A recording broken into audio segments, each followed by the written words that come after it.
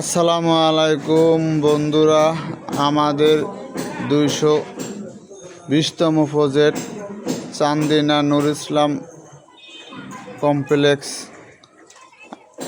আমরা ছাদের রড বান্ডিংয়ের কাজ শেষ।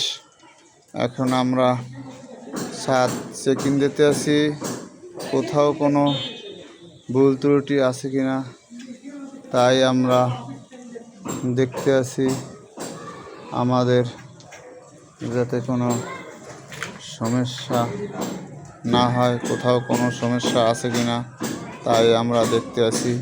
রেডিমিক্স দিয়া ঢালাইয়ের কাজ করা হবে ইনশাআল্লাহ। আমরা শীঘ্রই ঢালাই করব, তাই আমাদের ছাদের রড বান্ডিংয়ের কাজ শেষ। এটি হলো 10 তলা, তাই আমাদের এখানে রেডিমিক্স দ্বারা ঢালাই করা হবে এবং ইলেকট্রিক কাজ চলিতেছে।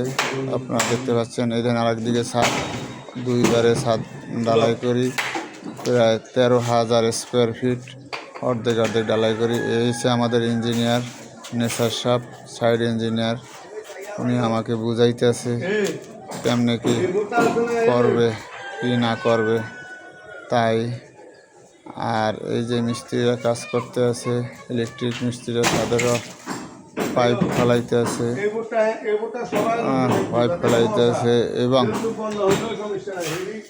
আমাদের ইঞ্জিনিয়ার সাহেব দেখতে আছেন। আমরা এই যে আগে একটি ছাদ ঢালাই দিয়েছি, এই ছাদটি দেখতে পাচ্ছেন, আমাদের আগের ছাদটি ঢালাই হয়েছে। আমরা খুব চিন্তিত আছি কবে ঢালাই হবে, তা আমরা সঠিক বলতে পারি না। এই যে আমাদের আলতানুর, আমার স্বাস্থ্য ভাই আলিম পিছনে আটতে আছে, এবং তারা খুব সুন্দর করে কাজটি করতেছে মনোযোগীভাবে, এবং আমরা এখন নেমে যাব, তাই ছাদ পরিদর্শন করতে আছি আমরা এই মুহূর্তে আমরা অনেক ঘুরে দেখতে আছি ছাদটি ঠিক আছে কিনা, তাই আমরা বারে চারিদিকে ঘুরে দেখতে আছি। এবং ছাদে পলিথিন দেওয়ার কারণ, ছাদে পলিথিন দিয়েছি যাতে শীটে কোনো জংকার থাকলে যেন ছাদে তা না লাগে থাকে, তাই আমরা ছাদে জংকর